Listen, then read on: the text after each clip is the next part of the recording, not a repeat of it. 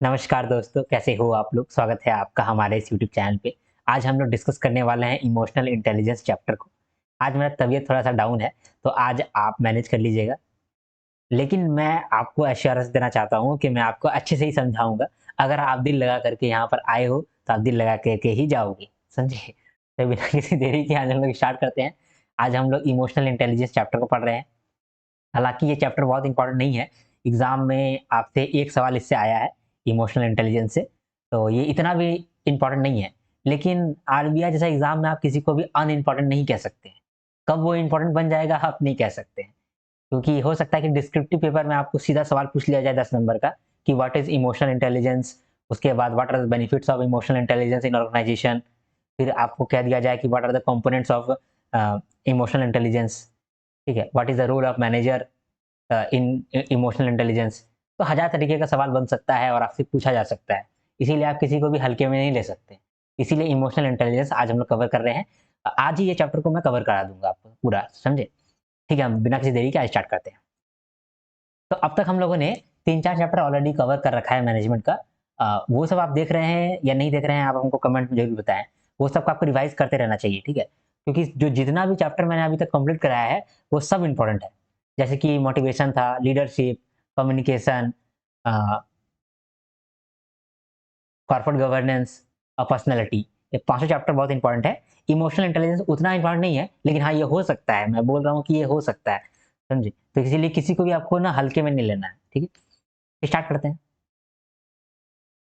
Emotional intelligence ये क्या है? देखिए, इस चार्ट को आज हम लोग करेंगे, इस चार्ट को भी और इस चार्ट को भी। 3 चार्ट हम लोग को करना है और प्रीवियस ईयर क्वेश्चन है, ठीक है? तो इतना हम लोग को करना है। स्टार्ट करते हैं हम लोग। सबसे पहले तो ये देखिए कि इमोशनल इंटेलिजेंस क्या होता है?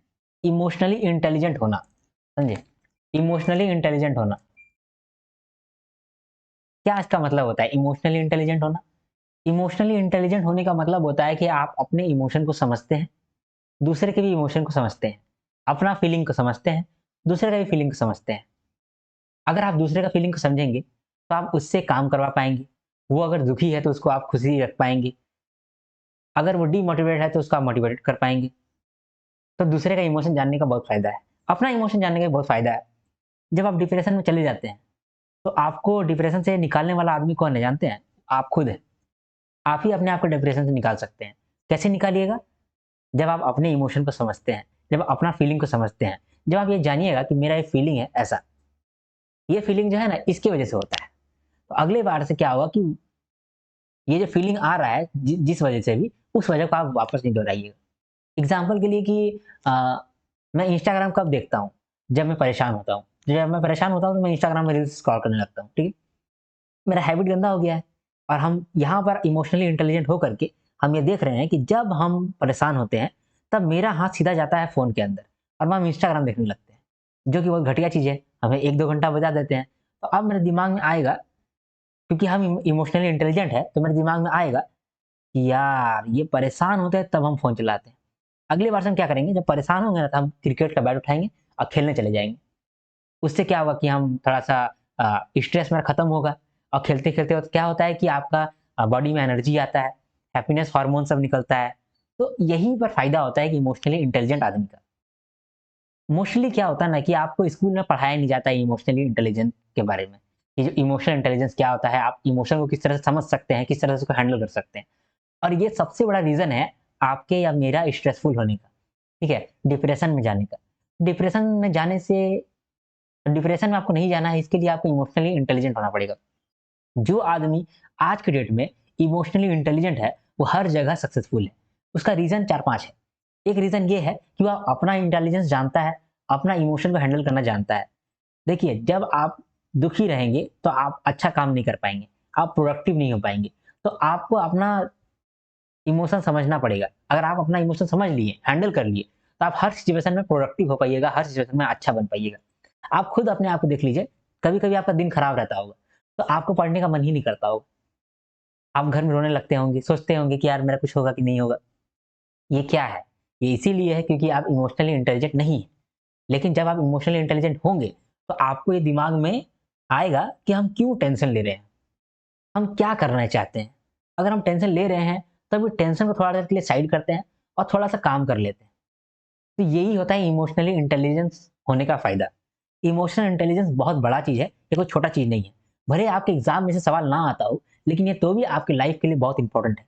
मैं हमेशा से ये डिज़ायर करता था कि मुझे स्कूल में इमोशनली इंटेलिजेंस के बारे में पढ़ाया जाए, क्योंकि इमोशन को हैंडल करना सबसे बड़ा बात है। जो बच्चा बहुत तेज़ होगा, हर एग्ज़ाम में टॉप करता आया होगा, वो जब स्ट्रेस में फँसता होगा ना, उसके पास कोई भी रास्ता नहीं होता होगा वहाँ से निकलने का। उसका रीज़न यही है कि वो इमोशनली इंटेलिजेंस के बारे में जाना ही नहीं है। इमोशन को किस तरह से हैंडल करना है उसके बारे में जाना ही नहीं है, क्योंकि स्कूल में सिखाया ही नहीं जाता है। इसीलिए इमोशनली इंटेलिजेंस या फिर बोले इमोशनल इंटेलिजेंस, ये बहुत बड़ा चीज़ है और ये हर किसी को जानना चाहिए।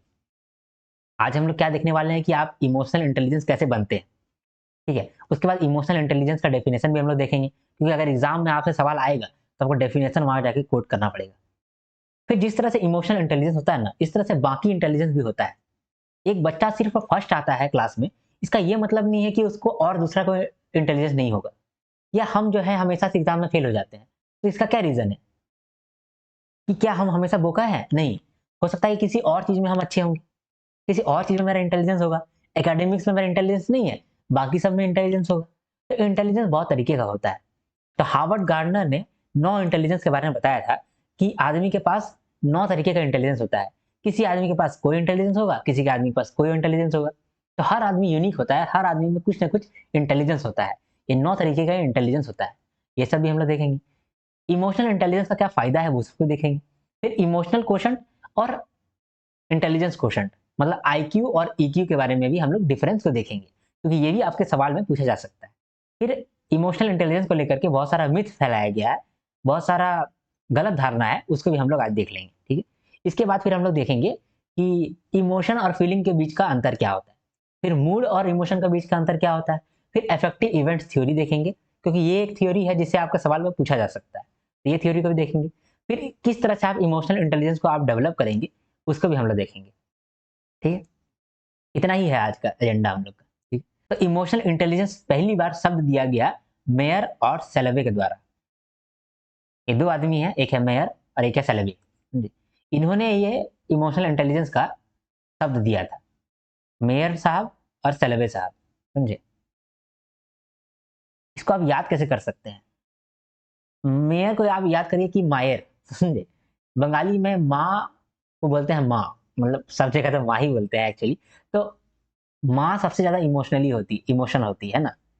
एक माँ सालों से इमोशनल है। किसी की भी माँ को आप ले लीजिए, वो सालों से इमोशनल रहती है। तो वही बताई है कि इमोशनली इंटेलिजेंट रहो बेटा, मेरी तरह। तो माँ जो कि सालों से ये बात कह रही है कि हम इमोशनल इंटेलिजेंट हैं और तुम भी इमोशनली इंटेलिजेंट बनो। जी। क्योंकि माँ ही है जो कि अपना इमोशन को जान लेती है और अपना बच्चा का भी इमोशन को जान लेती है, बिना कुछ पूछे। है ना?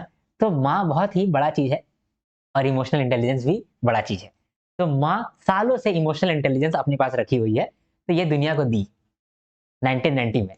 देखो इसको इमोशनल इंटेलिजेंस नाम दे देते हैं, मायर और सालोवे, समझे? इसके अंदर इन्होंने डेफिनेशन दिया है। डेफिनेशन क्या है? One's capacity to perceive, process and regulate emotional information accurately and effectively। एक आदमी का कैपेसिटी कि वो इमोशनल इंफॉर्मेशन को समझे, प्रोसेस करे और कंट्रोल करे, ठीक है? परसीव करे, प्रोसेस करे और रेगुलेट करे, both with in one self and in others, खुद के अंदर भी और दूसरों के अंदर भी। और इस इंफॉर्मेशन को फिर यूज करे to guide one's thinking and actions and to influence those of others. one's capacity one's capacity to perceive, process and regulate emotional information both within ourselves, oneself and in others, and use this information to guide one thinking and action and to influence others action। ठीक है? तो ये definition दिया गया मायर और सेलेवे के द्वारा 1990 में। इसको आप याद कर लीजिएगा, अपने दिमाग में बिठा लीजिएगा।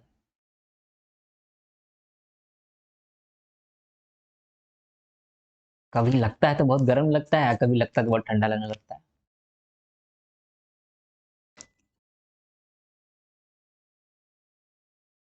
हम्म। तो ये हम लोग देख लिए इमोशनल इंटेलिजेंस का एक डेफिनेशन। दूसरा डेफिनेशन भी हम दिए हैं आपको, ठीक है? ये दोनों आदमी बहुत फेमस है। पहला आदमी था ये मायर और सेलेवे और दूसरा है डैनियल गोलमैन। ये दोनों आदमी बहुत फेमस है इमोशनल इंटेलिजेंस को लेकर के, इसीलिए ये दोनों का डेफिनेशन आपको याद कर लेना चाहिए। तो मायर और सेलेवे का आप डेफिनेशन याद कर लिए। One's capacity to perceive, process, regulate emotional information accurately and effectively, both within ourselves and in others, and to use this information to guide one's thinking and action and to influence those of others. ठीक है? अब Daniel Goleman ने क्या दिया है definition, इसको भी हम लोग याद कर लेते हैं। ठीक है? डैनियल गोलमैन, डैनियल डैनियल है क्या घर में? वो वाला आप मीम देखे हैं जिसमें बोलता है, अरे डैनियल है क्या घर में? तो बोलता है, "ए, क्या कौन है डैनियल को तुम खोजता है रे?" ऐसे करके गाली गलौज वाला रील है, तो आप देखे कि नहीं? मजेदार रील है, डैनियल को खोजता है वो। तो यहाँ पर ये सोच लीजिए कि जो डैनियल है वो दान देता है, तो इसको हम लोग डैनियल नहीं कहेंगे, इसको हम बोलेंगे दानियल। समझे? दानियल गोलमैन जो है, इन्होंने बताया कि इमोशनल इंटेलिजेंस क्या होता है। ये एक आदमी का एबिलिटी है to manage their feeling so that those feelings are expressed appropriately and effectively. ये कहता है कि डेनियल गोलमैन कहता है कि इमोशनल इंटेलिजेंस और कुछ नहीं है, एक इंसान अपना फीलिंग को मैनेज करता हो और वो फीलिंग को अच्छी तरह से एक्सप्रेस कर पाता हो, इसको ही हम लोग कहते हैं इमोशनल इंटेलिजेंस। मतलब एक इंसान को अगर मान लीजिए कि फीलिंग हो रहा है कि मेरे साथ कुछ अच्छा नहीं चल रहा है, तो ये चीज़ समझ लिया वो, और ये चीज़ मैनेज भी कर रहा है कि अच्छा मेरे साथ अच्छा नहीं चल रहा था, वो किस तरह से मैनेज करना है, और दूसरे को समझा भी पा रहा है कि हमको कैसा फीलिंग हो रहा है। ऐसा कहना था डैनियल गोल्डमैन का। डैनियल गोल्डमैन जो दान करते थे, दानियल गोल्डमैन, समझे? ये डिस्क्राइब किए इमोशनल इंटेलिजेंस को as a person's ability to manage their feelings so that those feelings are expressed appropriately and effectively. According to him, EI is the largest single predictor of success in the workplace. अगर workplace आपको success होना है, सबसे बड़ा component जो आपको मदद करेगा सक्सेसफुल होने में, वो है इमोशनल इंटेलिजेंस। अगर आप इमोशनल इंटेलिजेंट हैं, तो अपने अंदर जो भी आपका एम्प्लॉयी है, उसको आप समझ सकते हैं।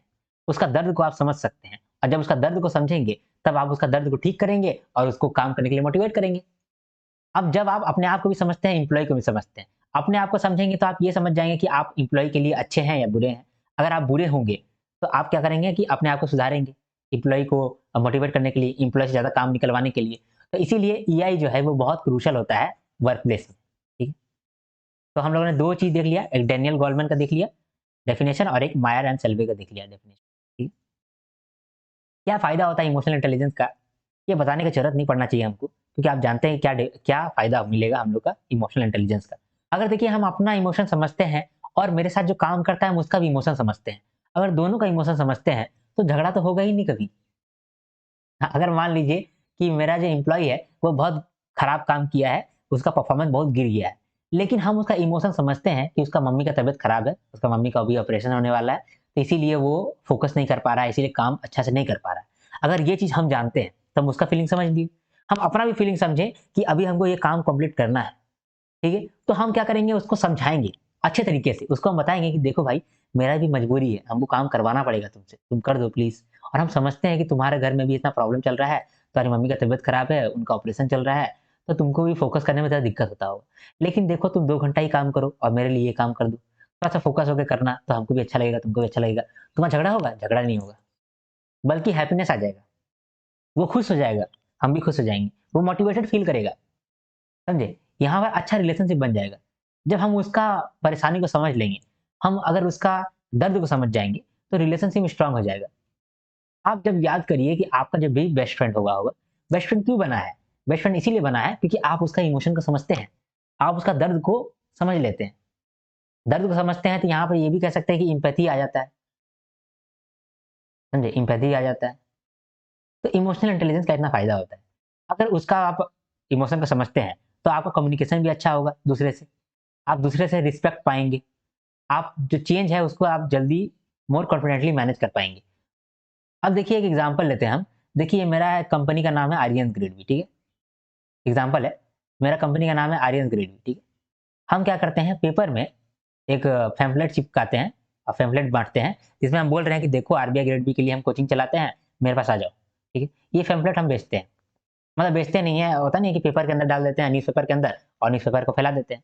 ऐसे करें हम 5 साल, 6 साल तक किए, उसके बाद हमको मालूम चला कि नहीं यार, इस तरह से मेरा काम नहीं बनेगा, हमको डिजिटल मार्केटिंग करना पड़ेगा।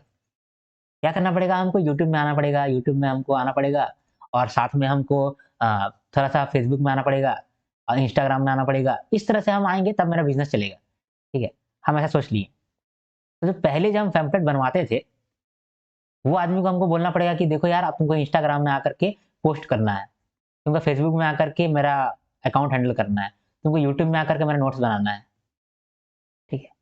अब देखिए यहाँ पैम्फलेट बनाता था तो ठीक था, अब उसको बोल रहे हैं नोट्स बनाओ, अब पीपीटी बनाओ। ये तो अब बनाने के लिए उसको थोड़ा मुश्किल होगा, उसको चेंज लाना पड़ेगा अपने अंदर। तो वो चेंज ठीक से ला पाएगा, नहीं ला पाएगा? मोस्टली क्या होता है कि आदमी चेंज नहीं ला पाता है। वो जो पैम्फलेट बनाता है ना, वो हमको बोलेगा कि नहीं भैया देखिए, हम तो पैम्फलेट ठीक बनाते हैं, हमको नोट्स हम नहीं बना पाएँगे, हम पीपीटी नहीं बना पाएँगे, आप हमको बहुत हार्ड काम दे रहे हैं, हमसे नहीं हो पाएगा। तो अगर मेरा जो सबसे अच्छा आदमी है, सबसे वफ़ादार आदमी है, वो चेंज ही हैंडल नहीं कर पा रहा है।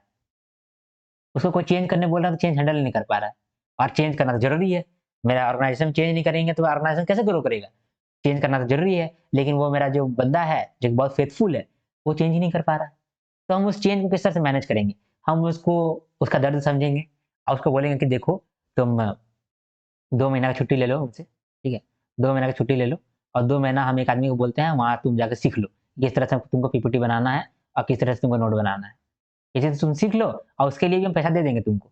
सीखने के लिए पैसा देंगे और तुमको पेड चार्ज भी देंगे, ठीक है? तुम लीव लेगा तो भी उसका पैसा देंगे, लेकिन तुम सीख के आओ, ठीक है? तुम सीख के आएगा तो फिर मेरा काम आएगा। तो वो मान लीजिए सीख करके आया, तो मेरा ही काम देने लगा ना, क्योंकि हमको अब दूसरा आदमी खोजना नहीं पड़ा जो कि मेरा पीपीटी बनाएगा। फेथफुल आदमी जो मेरा था, अब वही पीपीटी बना रहा है। तो कितना मेरा फ़ायदा हुआ। तो जो चेंज होता है उसको हम लोग अच्छे से मैनेज कर पाते हैं, अगर हम लोग इमोशनली इंटेलिजेंट होते हैं तो, ठीक है? इसमें हम लोग डिसीज़न मेकिंग जो है वो रैशनल ले पाते हैं, अंधाधुंध डिसीज़न नहीं लेते हैं, सोच विचार करके डिसीज़न अच्छा ले पाते हैं, क्योंकि हम लोग इमोशनली इंटेलिजेंट है। एग्ज़ाम्पल के लिए कि मान लीजिए कि हम यहाँ पर पैनिक हो जाते हैं, ठीक है? ये बंदा जो है, जो कि चेंज को एक्सेप्ट नहीं कर पा रहा है, ये जो पैम्फलेट बनाता है, ये मेरा नोट्स नहीं बना पा रहा है। तो हम पैनिक कर गए, यार नोट्स नहीं बना पाएगा तो हम कैसे चलेंगे? मेरा यूट्यूब चैनल कैसे चलेगा? तो हम उसको क्या किए कि हम बोले कि यार तुम कल से नहीं आना, हम दूसरा आदमी को बुलाएँगे। तो दूसरा आदमी को बुलाएँगे तो वो तो फेथफुल नहीं होगा।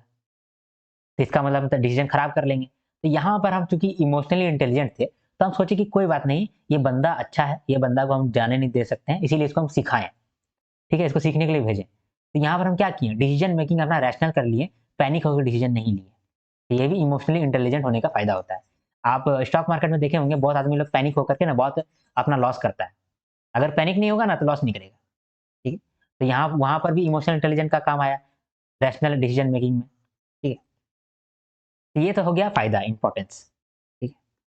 अब यहाँ देखते हैं कि डैनियल गोलमैन 5 कंपोनेंट दिया है इमोशनल इंटेलिजेंस का। ये कहता है कि इमोशनल इंटेलिजेंस किसी भी आदमी के अंदर कैसे डेवलप हो सकता है, किस तरह से वो डेवलप होगा। तो ये 5 कंपोनेंट दिया है, ये बहुत ज़रूरी है, समझे? ये जो कंपोनेंट है 5 कंपोनेंट, ये बहुत ज़रूरी है, ये आपके एग्ज़ाम में पूछा जा सकता है डायरेक्ट, इसीलिए इसको आप ध्यान से देखिए। डैनियल गोलमैन 5 कंपोनेंट दिया है ईआई का, बोला कि इस 5 कंपोनेंट से ही आप इमोशनली इंटेलिजेंट बन पाएँगे, अगर आप नहीं हैं तो। सबसे पहला कंपोनेंट है सेल्फ अवेयरनेस, पहले आप खुद के लिए अवेयर हो पाइए, ठीक है? दूसरा है सेल्फ रेगुलेशन, यानी जब आप खुद से अवेयर हो गए, अपना इमोशन, अपना मूड को समझ लिए, तो फिर उस मूड को, इमोशन को कंट्रोल करिए, यानी रेगुलेट करिए, तो सेल्फ रेगुलेशन भी करिए। तीसरा, इंटरनल मोटिवेशन, जब आप सेल्फ अवेयर हो गए कि मेरा इमोशन, मेरा मूड किस तरह का है, फिर आप जान गए कि हमको अपना इमोशन, मूड को किस तरह से कंट्रोल करना है, तो फिर आप काम करने के लिए इंटरनली मोटिवेटेड रहिए। रिवार्ड के पीछे मत जाइए, अंदर से ही खुश रहिए कि हमको ये काम करना है, हमको ये चीज़ अचीव करना है, तो इंटरनल मोटिवेशन रखिए, ठीक है? फिर उसके बाद फिर एम्पैथी लाइए। आप जिसके साथ भी काम करते हैं, उसका दर्द को भी आप समझिए, ठीक है? और लास्ट में सोशल स्किल्स, मतलब आप इंसानों को हैंडल करना सीख जाइए, लोगों से बात करना सीख जाइए, कम्युनिकेट करना सीख जाइए, लीड करना सीख जाइए।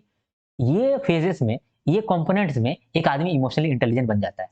सेल्फ अवेयरनेस का मतलब कि खुद का इमोशन को, खुद का मूड को समझना, ठीक है? Ability to recognise and understand your moods and emotion and how they affect others. Self regulation का मतलब कि आप अपना इमोशन और मूड को जब समझ लिए हैं, तो अब उसको आप हैंडल करिए, कंट्रोल करिए, पैनिक नहीं करिए। सेल्फ रेगुलेशन मतलब the ability to control impulses and mood and to think before acting. कुछ भी काम करने से पहले सोचिए। मैंने एक जगह में पढ़ा था, time is your friend, impulse is your enemy. इसके बारे में आपको एक एग्जांपल देता हूँ। आप ऐसा फील करिएगा, आप रिलेट करिएगा कि कभी-कभी ना आपको ऐसा इम्पल्स आता होगा कि यार यूपीएससी बहुत अच्छा चीज़ है। हम यूपीएससी की तैयारी करते हैं, हम आरबीआई ग्रेड में क्यों फँसे हुए हैं? इतना मेहनत अगर हम यूपीएससी में करेंगे तो यूपीएससी क्लियर कर लेंगे। ठीक है? आपके दिमाग में ऐसा आया और आप वो इम्पल्स में वो सोच करके यूपीएससी चुन लिए और आरबीआई ग्रेड भी छोड़ दिए, यूपीएससी चुन लिया और आरबीआई ग्रेड भी छोड़ दिए, ठीक है, क्या फायदा होगा? आपका नुकसान है भाई, क्योंकि अब आप यूपीएससी चुन लिए हैं और आरबीआई ग्रेड भी छोड़ दिए। आप आरबीआई ग्रेड बी में ज़्यादा पढ़ाई किए थे, लेकिन आपका सारा पढ़ाई बर्बाद हो गया। क्यों? इम्पल्स की वजह से। आप ये भी देखे होंगे, कभी-कभी आप मम्मी पे चिल्ला देते हैं, तो बाद में आपको बुरा लगता है। तो जब आप मम्मी पे चिल्ला दिए, तो वो क्यों चिल्ला दिए? इम्पल्स था, गुस्सा आ रहा था बहुत, इम्पल्स था तो मम्मी पे चिल्ला दिए। अब बाद में आप सोचने लगे कि यार मेरे साथ गलत हो गया, हम गलत किए, है ना? आप कभी-कभी देखे होंगे कि कोई-कोई व्हाट्सएप स्टेटस आपको बहुत अच्छा लगता होगा, तो आप क्या करते होंगे, व्हाट्सएप स्टेटस लगा देते होंगे, ठीक है? बाद में आपको लगता होगा कि ज़्यादा लगा दिए क्या? ये गलत तो नहीं लगाया, इतना भी नहीं लगाना चाहिए था, नज़र लग गया तो बेकार लगा दिए। तो आप बाद में रिग्रेट करने लगते हैं। तो आप इम्पल्स में आकर के वो चीज़ आप लगा दिए स्टेटस। बाद में आपको मालूम चला यार ये स्टेटस नहीं लगाना चाहिए था। समझे? तो जानते हैं वहाँ पर इम्पल्स आपका एनिमी है। दोस्त कौन है? टाइम। थोड़ा-सा टाइम लगाइए, जब आप गुस्सा है ना, थोड़ा-सा अपने आप को टाइम दीजिए कि ठीक है 10 मिनट बाद गुस्सा करेंगे। अपने मन को बोलिए कि 10 मिनट बाद गुस्सा करेंगे। अच्छा 15 मिनट बाद गुस्सा करेंगे। तो क्या होगा ना, जैसे ही टाइम बीतेगा ना, तो वहाँ पर आपका इमोशन हैंडल हो जाएगा। वहाँ पर जो भी आपका इम्पल्स है ना, वो ठंडा पड़ जाएगा। इसीलिए कहता है कि सेल्फ रेगुलेशन बनिए। आप अपना इमोशन को, इम्पल्सेस को समझिए, अपना मूड को समझिए। जब आप इमोशन, मूड को समझ जाइएगा, तो आप उसको रेगुलेट भी कर पाइएगा। रेगुलेट करने के लिए आपको टाइम बहुत मदद करता है। ठीक? तो सेल्फ रेगुलेशन समझ गए, सेल्फ अवेयरनेस समझ गए। सेल्फ अवेयरनेस का मतलब पहले आप मूड को समझिए, और सेल्फ रेगुलेशन मतलब फिर मूड को आप कंट्रोल करिए। कुछ भी आप एक्ट कर रहे हैं, उसके पहले सोचिए, ठीक है? इम्पल्सेस पे कंट्रोल करिए। ठीक है? अब इंटरनल और इंट्रिंसिक मोटिवेशन। जब आप अपना इमोशन को समझ लिए, अपना मूड को समझ लिए, किस तरह से उसको हैंडल करना है ये भी समझ गए, तो अब काम करने के लिए आप इंट्रिंसिक मोटिवेशन रहिए। इंट्रिंसिक मोटिवेट रहिए, बाहर के रिवार्ड से आप लालच मत खाइए। आप ये मत सोचिए कि हमको आरबीआई ग्रेड भी बनेंगे तो 1 लाख रुपए का सैलरी मिलेगा। ये मत सोचिए कि हमको 1 लाख रुपए का सैलरी मिलेगा इसीलिए हमको काम करना है। ये सोचिए कि हमको कितना कुछ मिलेगा आरबीआई ग्रेड भी बनने के लिए। जब हम आरबीआई ग्रेड भी बनेंगे, तो हम एक अचीवमेंट करेंगे। अंदर से हमको ऐसा खुशी मिलेगा कि चलो यार हम कुछ अच्छा आदमी है, सक्सेसफुल आदमी है। तो ये फीलिंग के लिए आप करिए मेहनत। ये सैलरी-फैलरी के लिए मेहनत मत करिए, समझे? यहाँ कहता है कि इंट्रिंसिक मोटिवेटेड रहिए, रिवार्ड के पीछे मत जाइए। Being driven to pursue goals for personal reasons rather than some kind of reward. ठीक? इमोशनल सेल्फ कंट्रोल में रहिए, ठीक? अब है इम्पैथी। इम्पैथी क्या होता है और सिंपैथी क्या होता है? मैं आपको अभी यहाँ पर समझा देता हूँ कि सिंपैथी क्या होता है, एम्पैथी क्या होता है, ठीक है? अगर मान लीजिए कि मेरा एक फ्रेंड है, समझे? रमेश। तो रमेश को ना 10 लाख का नुकसान हो गया स्टॉक मार्केट में, और स्टॉक मार्केट में हम भी हैं, मतलब हम भी एंगेज्ड हैं, लेकिन मेरा नुकसान नहीं हुआ है क्योंकि हम वो ट्रेड किए ही नहीं है, ठीक है? यहाँ आर्यन भी है, ठीक है? और यहाँ पर है अमन।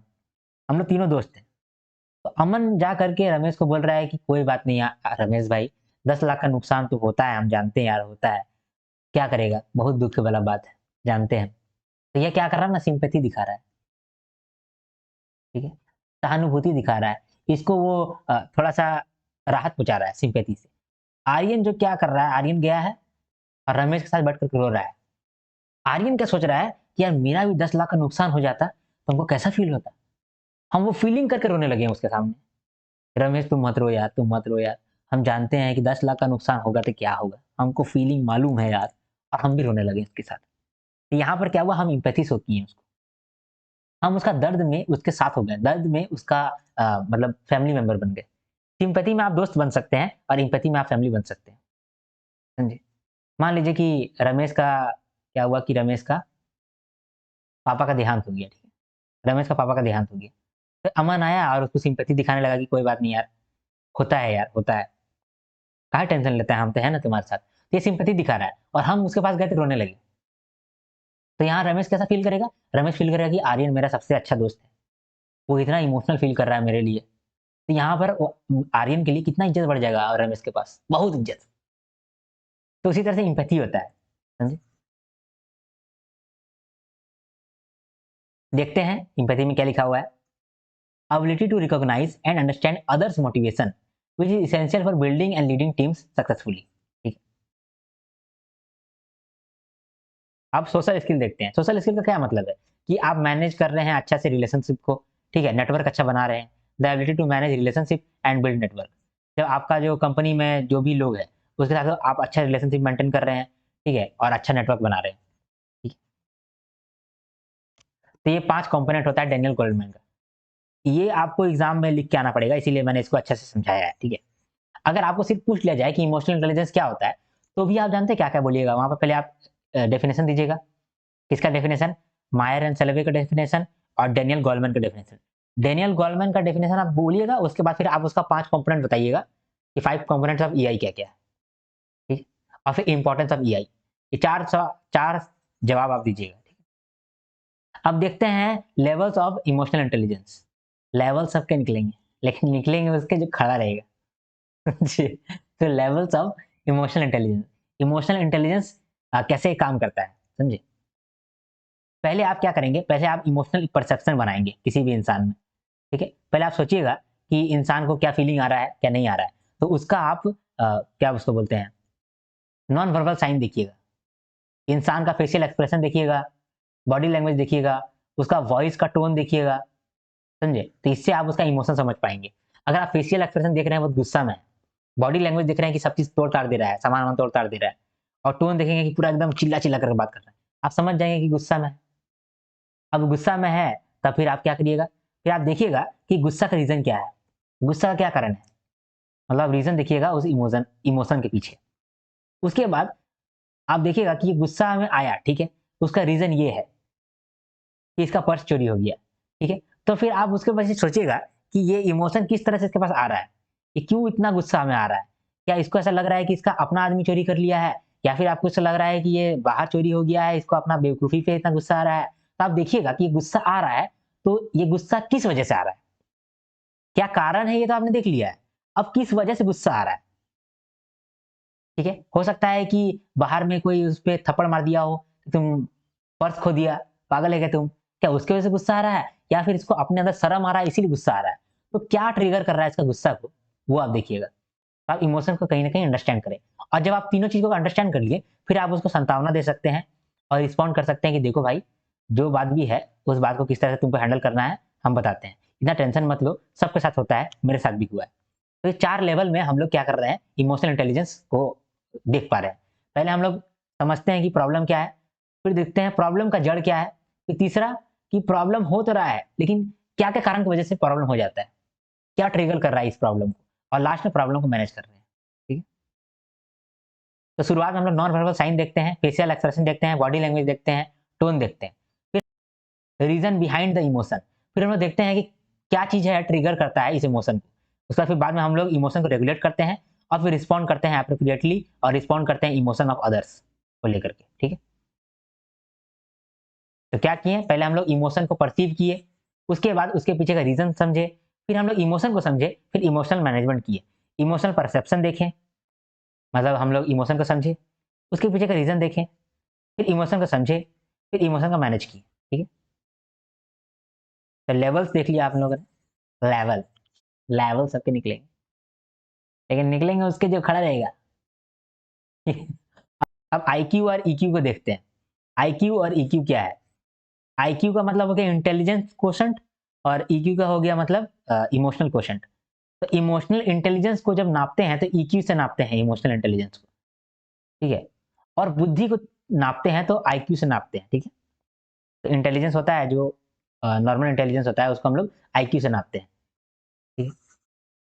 तो आईक्यू क्या होता है? आईक्यू होता है आपका रीजनिंग स्किल, आपका बुद्धि कितना तेज है, आपका दिमाग कितना से अच्छा से काम करता है, आप कैलकुलेशन कितना अच्छा से कर पाते हैं, ठीक है? कोई चीज़ है, कोई स्किल है, तो वो स्किल आप कितना जल्दी सीख पाते हैं, ठीक है? कोई चीज़ आपको समझना है, तो टीचर जब आपको समझा रहा है, तो आपको तुरंत समझ में आ रहा है या बहुत लेट से समझ में आ रहा है, समझे? तो कॉम्प्रिहेंशन स्किल आपको कैसा है? तो ये सब स्किल अगर आपका अच्छा है, तब हम उस आपको बोलेंगे कि आप इंटेलिजेंट है और आपका इंटेलिजेंस हम नापेंगे आईक्यू से। लेकिन अगर आपको अ, ये सब का इंटेलिजेंस नहीं है, लेकिन आप जो है अ, आदमी का इमोशन को समझ लेते हैं, ठीक है? आप सबको एक फैमिली की तरह चलाते हैं, ठीक है? सबका इमोशन को आप समझते हैं, इमोशन को हैंडल करते हैं, आप एम्पैथी दिखाते हैं, ठीक है? दूसरा जो भी प्रॉब्लम है, वो प्रॉब्लम को आप समझ लेते हैं इज़िली, आप अच्छे से लीड कर पाते हैं। आप चीज़ों को अच्छे से मैनेज कर पा रहे हैं। तो ये सब जब आपके अंदर खासियत है, तो इसका मतलब आप इमोशनल इंटेलिजेंट है। जब इमोशनल इंटेलिजेंट हम लोग मापेंगे, तो ईक्यू से मापेंगे, और अदरवाइज़ नॉर्मल इंटेलिजेंस है, उसको हम लोग आईक्यू से नापेंगे, ठीक है? यहाँ डिफरेंस है, डिफरेंस एक-एक बात देख लेते हैं हम लोग। यहाँ सब कुछ लिखा हुआ ही है, ठीक है? देखिए, हम बोले ना, कभी गर्मी लगने लगता है, कभी ठंडा लगने लगता है। क्या है पता नहीं। Ability to learn, understand and apply skill, information in a meaningful manner. और EQ मतलब recognition of emotions, understanding their nature and the method to manage them. Emotion को समझे और इमोशन को मैनेज किए, ये हो गया EQ। और जब आप किसी चीज को सीखें, किसी स्किल को सीखें और उसको यूज किए, तो वो हो गया IQ। फिर EQ में क्या होता है, आप आइडेंटिफाई करते हैं, इवेल्युएट करते हैं और मैनेज करते हैं अपना इमोशन और दूसरे का इमोशन, ठीक है? इमोशन को आप परसीव करते हैं और एसेस करते हैं। एम्पैथी को यूज़ करते हैं, कंपैशन को यूज़ करते हैं दूसरे का इमोशन को मैनेज करने के लिए। अब आईक्यू मतलब कि आप लर्न करते हैं, अंडरस्टैंड करते हैं स्किल्स को, लॉजिकल रीज़निंग आपका स्ट्रॉन्ग है, कॉम्प्रिहेंशन स्किल आपके पास स्ट्रॉन्ग है, ठीक है? आप इर्रेलेवेंट इन्फॉर्मेशन को अच्छे से फ़िल्टर आउट कर पाते हैं। अगर आपके पास एक पेपर है पूरा, उसमें से 2 बात क्रूशियल है, तो व 2 बात को आप एक बार पढ़ेंगे और फटाक से निकाल देंगे, अरे ये 2 बात क्रूशियल था और बाकी सब यहाँ फालतू बात है। ये चीज़ आप कब कर लिए? जब आप इंटेलिजेंट हैं, आपका आईक्यू अच्छा है, तब आप ये काम कर सकते हैं, ठीक है? उसके बाद जिसका ईक्यू रहता है, वो अच्छा लीडर बनता है, ठीक है? वो अच्छा टीम प्लेयर बनता है। रीज़न ये है कि वो टीम के बारे में समझ पा रहा है, बाकी लोगों के बारे में समझ पा रहा है, उसका इमोशन को समझ पा रहा है, अपना भी इमोशन को समझ पा रहा है। लेकिन जो आईक्यू वाले होते हैं, वो गिफ्टेड इंडिविजुअल रहते हैं, वो बहुत होशियार होते हैं, वो भगवान का बच्चा है जो कि बहुत तेज़ है, एकेडमिक्स में भी बहुत तेज़ है, हमेशा से एग्ज़ाम में फर्स्ट आया है, टॉप आया है, ऑल इंडिया रैंक 1 लाया है, ठीक है? जो आई जो ईक्यू वाले बच्चे होते हैं, वो टीम वर्क अच्छा करते हैं, लीडरशिप स्किल उनके अंदर आता है, कोलैबोरेशन स्किल रहता है, कॉम्पैशन रहता है और इनिशिएटिव लेने वाले होते हैं। लेकिन जो आईक्यू वाले विद्यार्थी होते हैं, वो कॉम्प्लेक्स प्रॉब्लम को जल्दी से एनालाइज़ कर लेते हैं और सॉल्व कर लेते हैं। डेटा एनालिसिस बहुत अच्छा से कर पाते हैं और रिसर्च भी अच्छा से कर पाते हैं। ठीक है? डिफरेंस हम लोगों ने देख लिया, ये डिफरेंस आपका रटा हुआ रहना चाहिए। ठीक है? इसमें तो कुछ याद करने का है नहीं, लेकिन फिर भी ये वर्ड सबको तो आपको याद रखना है। क्या-क्या वर्ड है? आईक्यू में आप वर्ड यूज़ करेंगे लॉजिकल रीज़निंग, ठीक है? कि लॉजिकल रीज़निंग में आईक्यू वाला बच्चा अच्छा रहता है, कॉम्प्रिहेंशन स्किल उसका अच्छा रहता है, ठीक है? फिर डेटा एनालाइज़ कर पाता है, ठीक है? फिर गिफ्टेड रहता है, एकेडमिक्स में अच्छा रहता है। ये सब शब्द आपको इस्तेमाल करना पड़ेगा किसमें? आईक्यू में। और ईक्यू में आपको शब्द इस्तेमाल करना पड़ेगा अ, कोलैबोरेशन, ठीक है? और कॉम्पैशन, एम्पैथी, ठीक है? फिर लीडर, टीम, इनिशिएटिव, तो ये सब शब्द आपको इस्तेमाल करना पड़ेगा ईक्यू में, ठीक? बाकी जो समझ लिए, ये सब वर्ड को याद कर लीजिए कि ईक्यू में हमको क्या-क्या बोलना पड़ेगा और आईक्यू में हमको क्या-क्या बोलना पड़ेगा, ठीक है? हम लोग क्या-क्या देख लिया? बहुत कुछ देख लिया ना। अब हम लोग एक चीज़ देखने वाले हैं, मल्टीपल इंटेलिजेंस। देखिए, हार्वर्ड गार्डनर ये बोलता था कि हम गार्डन में घूम-घूम करके देख रहे हैं कि इंसान बहुत तेज़-तेज़ होता है।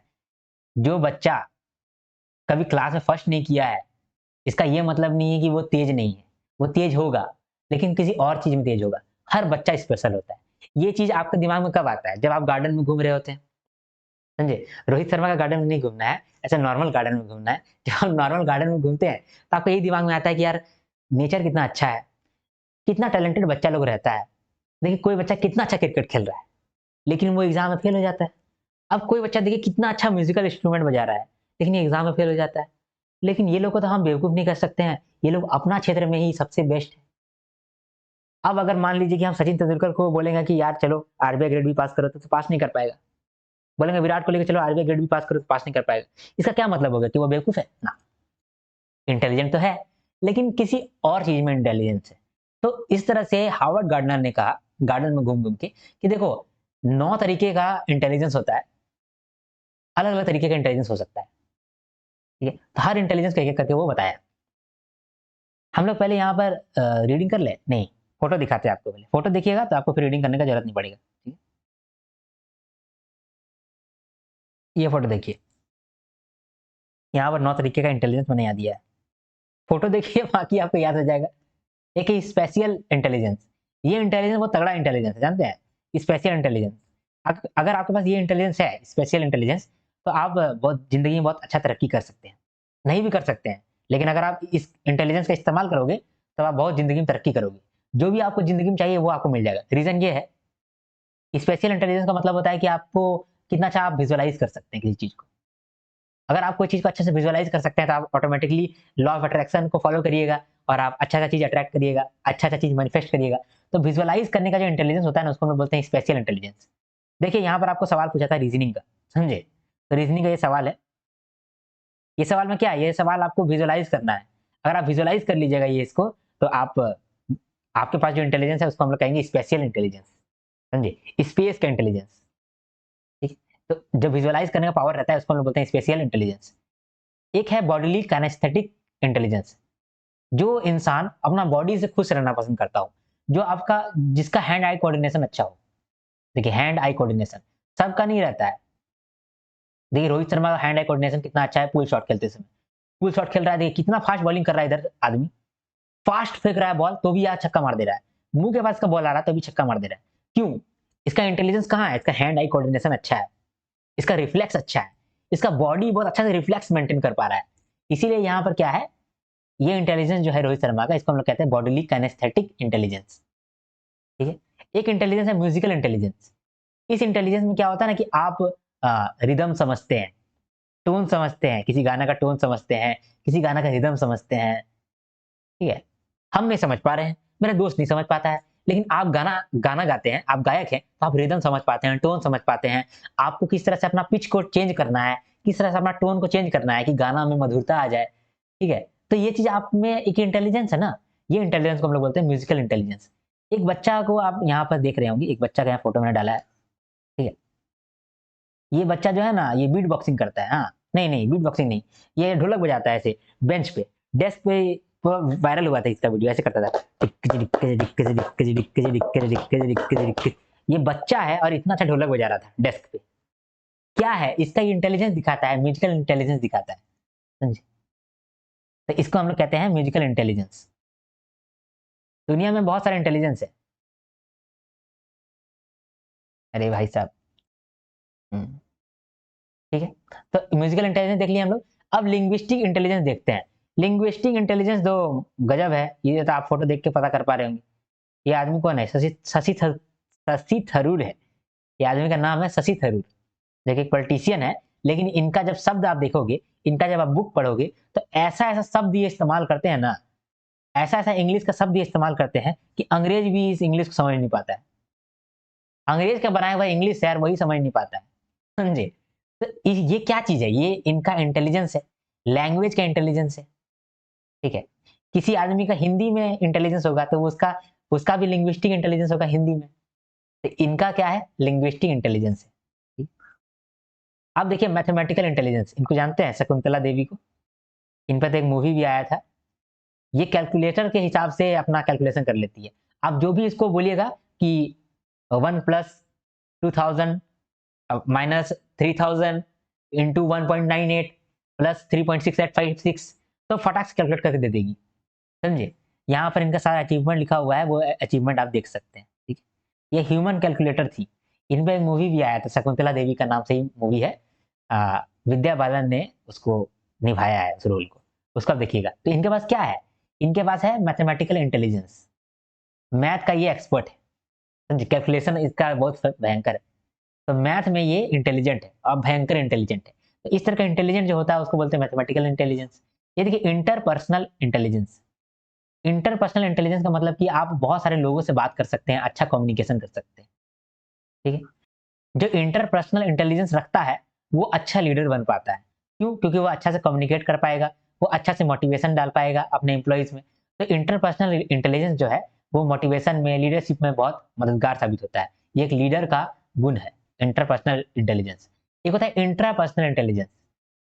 इनको देखिए, ये कौन है? प्रेमानंद बाबा है।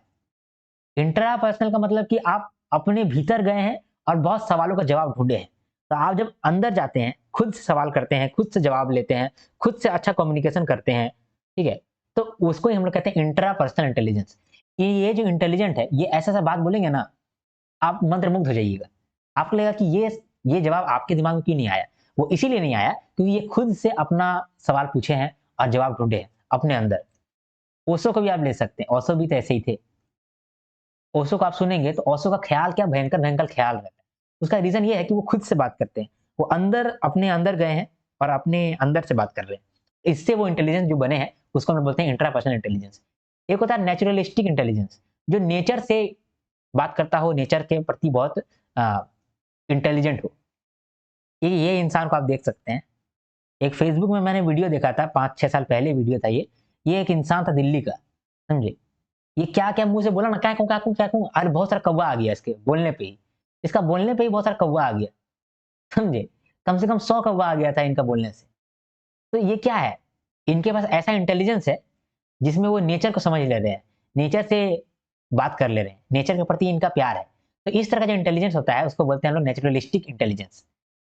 और एक चीज़ इंटेलिजेंस है, एक है एक्जिस्टेंशियल इंटेलिजेंस।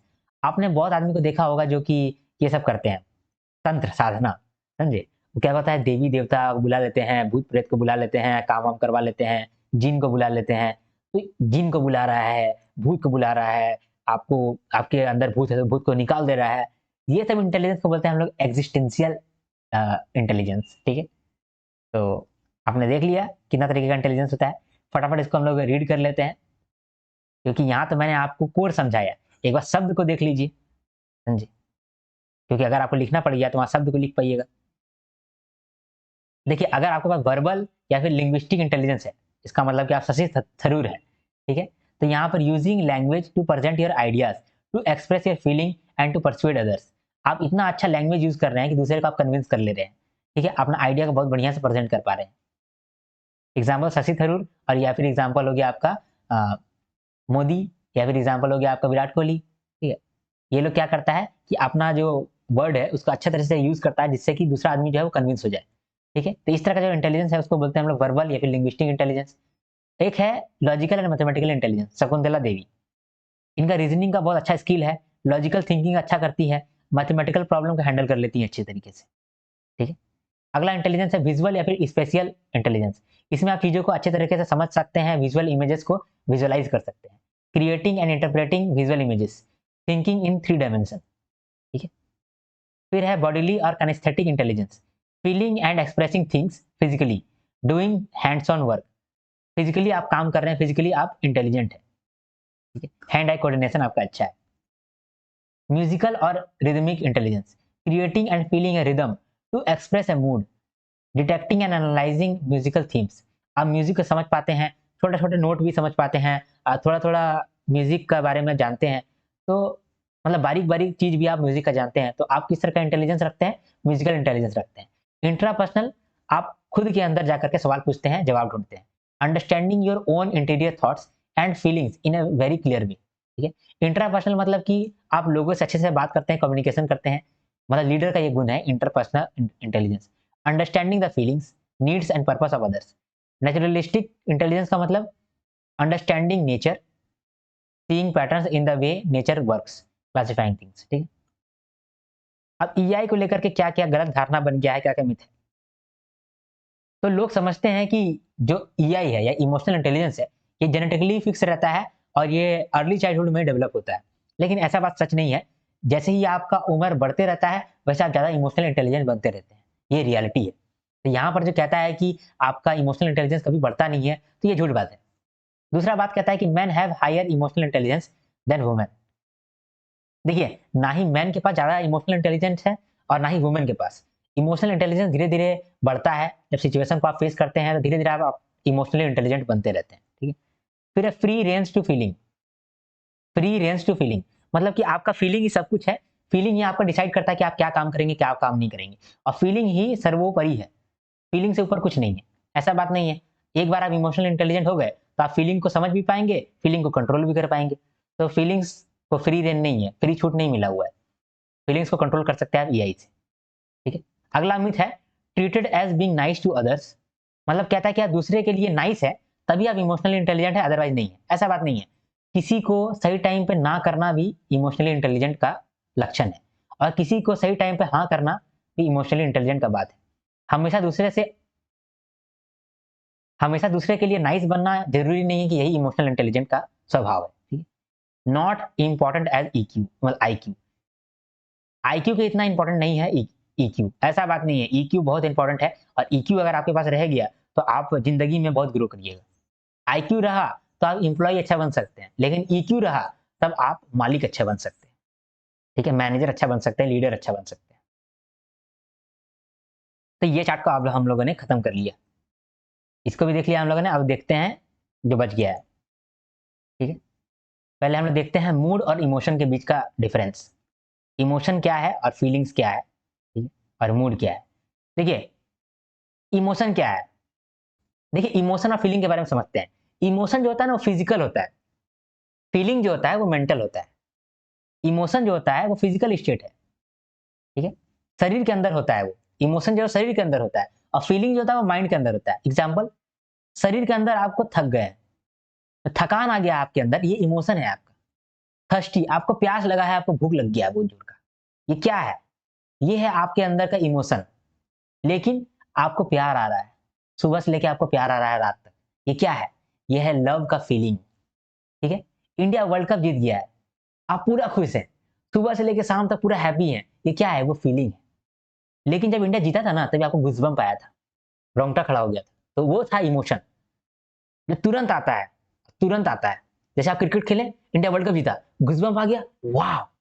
इंडिया जीत गया वर्ल्ड कप, ये इमोशन आ गया आपके अंदर।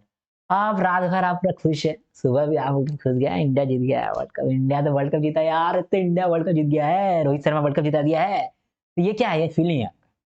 लेकिन इमोशन तभी ही आया था शुरुआत में।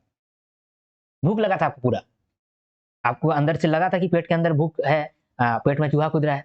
क्या था वो? था टायर्डनेस, या फिर थर्स्टी, या फिर हंगर। वो क्या था? आपका इमोशन था। लेकिन आप खाना खा लिए, एकदम मस्त लगने लगा, वाह! ये क्या हो गया? ये आपका फीलिंग हो गया। जो फिजिकली होता है उसको हम लोग बोलते हैं इमोशन, और जो मेंटली होता है उसको हम लोग बोलते हैं फीलिंग्स। समझे? शुरुआत में क्या होता है? शुरुआत में इमोशन होता है, समझे? तो शुरुआत में इमोशन होता है और बाद में होता है फीलिंग्स, ठीक है। इमोशन जो है तुरंत आ सकता है, तुरंत चला जा सकता है, लेकिन फीलिंग थोड़ा देर तक रहता है, समझे?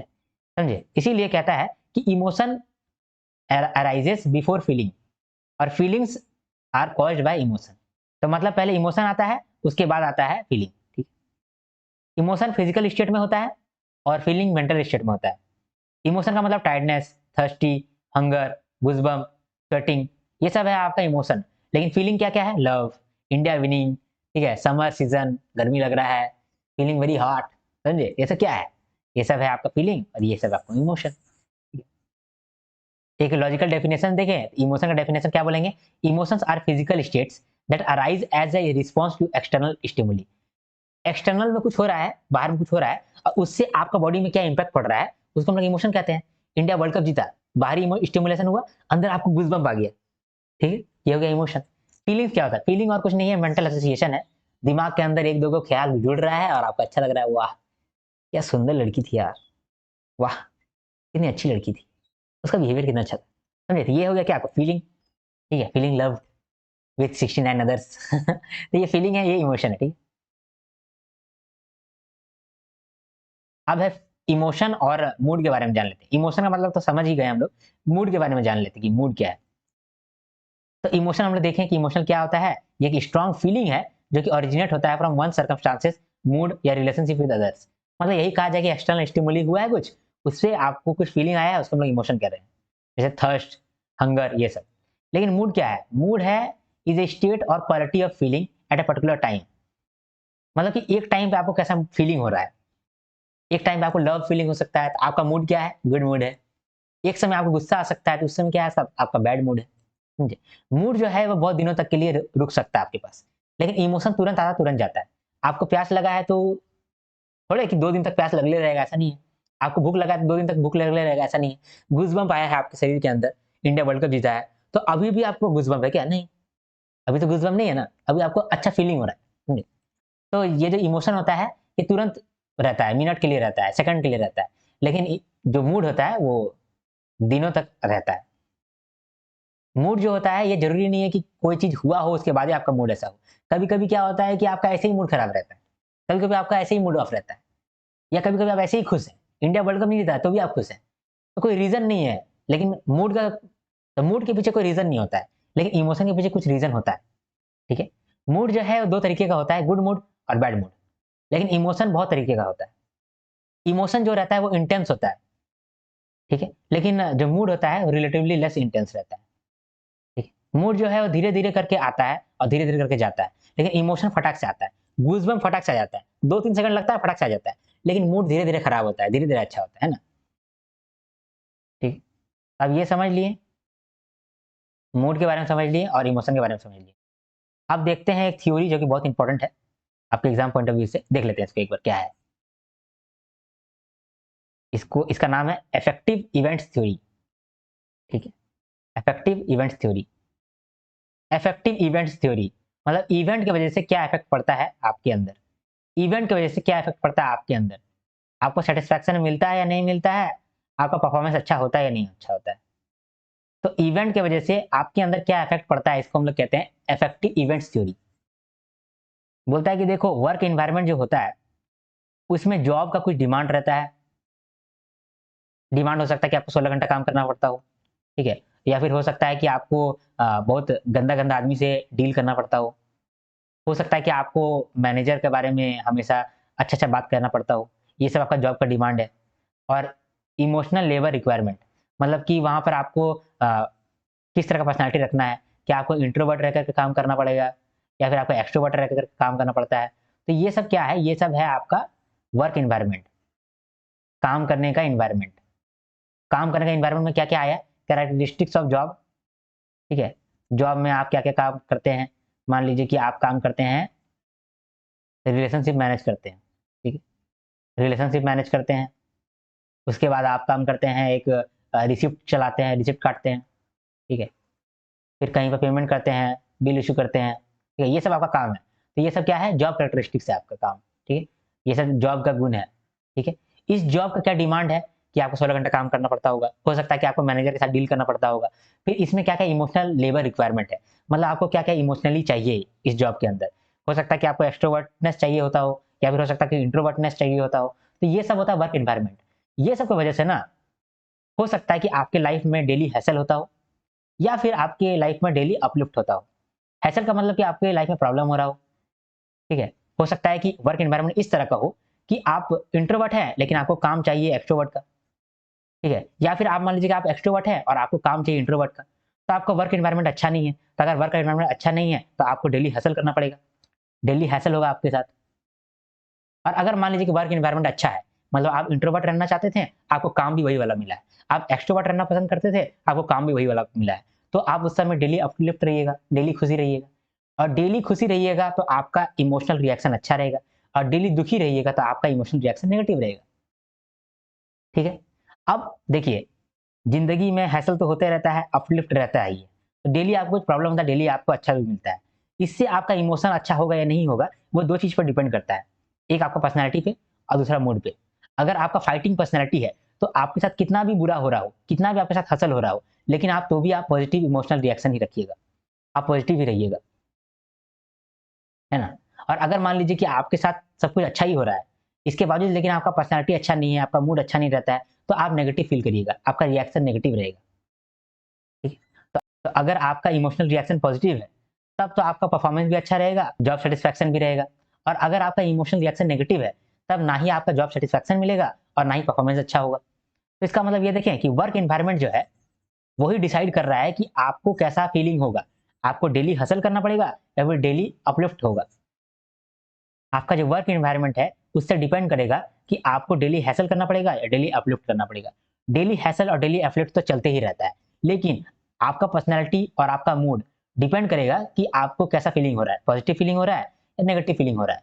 अगर पॉजिटिव फीलिंग होगा, जॉब सैटिस्फैक्शन भी मिलेगा, जॉब परफॉर्मेंस भी मिलेगा। अगर नेगेटिव फीलिंग होगा, तो ना ही जॉब सैटिस्फैक्शन मिलेगा, ना ही जॉब परफॉर्मेंस मिलेगा। तो देख रहे हैं, इवेंट के होने की वजह से इवेंट के होने की वजह से क्या इफेक्ट पड़ गया इमोशन पे।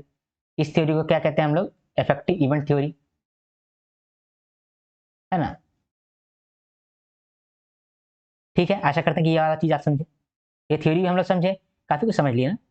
यहाँ पर हम लोगों ने लिखा है, employee react emotionally to things that happen to them at work and this reaction influences their job performance and satisfaction. ठीक है। फिर इमोशनल इंटेलिजेंस को डेवलप करने के लिए क्या क्या करना पड़ेगा हम लोगों को, तो ये इतना क्रूशल नहीं है लेकिन एक बार पढ़ लेते हैं। मान लीजिए एक इंसान है जिसको इमोशनल इंटेलिजेंस नहीं मालूम है, वो इमोशनली इंटेलिजेंट नहीं है, लेकिन वो बनना चाहता है। दिल में उसका ख्वाहिश है कि हम भी इमोशनल इंटेलिजेंट बने और लीडर बने। तो वो चाहता है, तो वो कैसे अचीव कर सकता है? तो यहाँ पर बहुत सारा तरीका है जिससे वो अचीव कर सकता है। एक तरीका यहाँ पर दिया गया है। सबसे पहला तरीका क्या है? Pay attention to non verbal cues. अब देखिए, नॉन वर्बल का मतलब होता है बिना शब्दों का, और क्यू का मतलब होता है संकेत। तो बिना शब्दों का संकेत को समझिए, बिना शब्दों का संकेत को समझिए। ठीक है, कैसे बिना शब्दों का संकेत देखेंगे? आप देखिए कि आप किस तरह से बात कर रहे हैं, आपका किस तरह का बॉडी लैंग्वेज है। अपना बॉडी लैंग्वेज को देखिए। ठीक है, जब आप बात करते हैं तो अपना वॉइस का टोन को देखिए कि आप कौन सा टोन में बात कर रहे हैं, आपका वॉइस का पिच कौन सा है। समझे? आपको अपना इमोशन खुद मालूम चल जाएगा, समझ जाइएगा अपना इमोशन को। ठीक है, फिर आप देखिए कि आपका रूम कैसा है, पूरा रूम गंदा है क्या? अगर आपका पूरा रूम गंदा है, इसका मतलब कि आप भी दिमाग में आपका बहुत होच-पोच चल रहा है। तो इससे क्या होता है, आप संकेत लेते हैं कि हाँ, आप कैसा इमोशनली फील कर रहे हैं। तो आप अपना इमोशन समझ सकते हैं इस तरीका से, जब आप नॉन वर्बल क्यूज़ को अटेंशन देते हैं तो। दूसरा होता है रिफ्लेक्ट। रिफ्लेक्ट का मतलब कि आप ये सोच रहे हैं कि जब हम गुस्सा हुए थे, कल को जब हम गुस्सा हुए थे, तो हमको क्यों गुस्सा आया था? क्या ट्रिगर हुआ था कि हमको गुस्सा आ गया? ठीक है? फिर गुस्सा को ठीक होने में ना हमको 20 मिनट लग गया। तो इतना देर क्यों लगा हमको? देरी क्यों हुआ? फिर लास्टली मेरा गुस्सा ठंडा हुआ, तो कैसे ठंडा हुआ? क्यों ठंडा हुआ? जब आप ये चीज़ एनालाइज़ करने लगे, अपना इमोशन के बारे में समझने लगे, तो फिर आप कंट्रोल कर पाइएगा अपना इमोशन को। तो इमोशन को कंट्रोल करने के लिए इमोशन को समझना पड़ेगा, यानी कि आपको अपने आप में रिफ्लेक्ट करना पड़ेगा। तीसरा, take responsibility for your action. आपसे मान लीजिए कि कुछ गलती हो गया, आप किसी को कुछ अनसन सुना दिए, ठीक है? कुछ गलती हो गया है, उसका रिस्पॉन्सिबिलिटी लीजिए। रिस्पॉन्सिबिलिटी लीजिए और सॉरी बोलिए। हो सकता है कि कल को आप मम्मी को डाँट दिए हों, गुस्सा-गुस्सा में आकर के, तो आप रिस्पॉन्सिबिलिटी लीजिए और जा कर के उनको बोलिए कि सॉरी, हमसे गलती हो गया और क्यों मेरे से इतना ऊँचा आवाज़ में बात चला गया था, वो भी आप समझा दीजिए। ये समझाइएगा तो आप इमोशनली इंटेलिजेंट हो पाएँगे और दूसरे को आप अ, बेटर फ़ील करवा पाएँगे, है ना? उसके बाद सेल्फ इवैल्यूएशन भी करना ज़रूरी होता है। सेल्फ इवैल्यूएट करिए, मतलब आप अपना वीकनेस को पहचानिए, वीकनेस को ढूँढिए। जब आप अपना वीकनेस को ढूँढिएगा तभी आप अपना वीकनेस को दूर कर पाइएगा, अदरवाइज़ वीकनेस को दूर नहीं कर पाइएगा। इसलिए सेल्फ इवैल्यूएट करते रहिए, सेल्फ को टेस्ट करते रहिए, ठीक है? इंट्रोस्पेक्ट करते रहिए। फिर आस्क फॉर फीडबैक। आप कितना भी इंट्रोस्पेक्ट कर लें, कुछ-कुछ चीज़ होगा जो कि आप अपना वीकनेस को नहीं जान पाते होंगे। तो अपना वीकनेस को आप किसी से पूछिए, किसी से फीडबैक लीजिए कि हम गुस्सा होते हैं तो कैसे करते हैं? हम गुस्सा को किस तरह से कंट्रोल करते हैं? हमको क्यों क्या करना चाहिए? तो दूसरा कोई भी आपको फीडबैक अच्छा दे सकता है। फिर रीड करिए। जब आप रीड करते हैं ना तब आपका दिमाग शांत होता है, आप काम होते हैं, ठीक है? और ये भी इमोशनली इंटेलिजेंट बंदा का सबसे बड़ा क्वालिटी है, शांत रहना, काम रहना। वो कि जब आदमी काम रहता है ना, तो हर सिचुएशन में वो अच्छा हैंडल कर पाता है। लास्ट होता है लास्ट है कल्टीवेट पेशेंस। अब आप धैर्य बनाए रखिए, धीरे-धीरे आप सब कुछ सीख जाइएगा, है ना? तो हो गया, हम लोगों ने सब देख लिया। एक मैनेजिंग इमोशन को लेकर के देख लेते हैं। तो इमोशन को मैनेज करने का जो प्रोसेस है इसको हम लोग कहते हैं emotional intelligence, sorry emotional regulation. तो इमोशंस को जैसे मैनेज करते हैं उस तरीका को हम लोग कहते हैं इमोशन रेगुलेशन, ठीक? तो हम लोग देख लिए, बहुत कुछ देख लिया ना हम लोग। फटाफट हम लोग रिवीजन कर लेते हैं। ये चैप्टर आपका यहीं पर अंत हो जाएगा।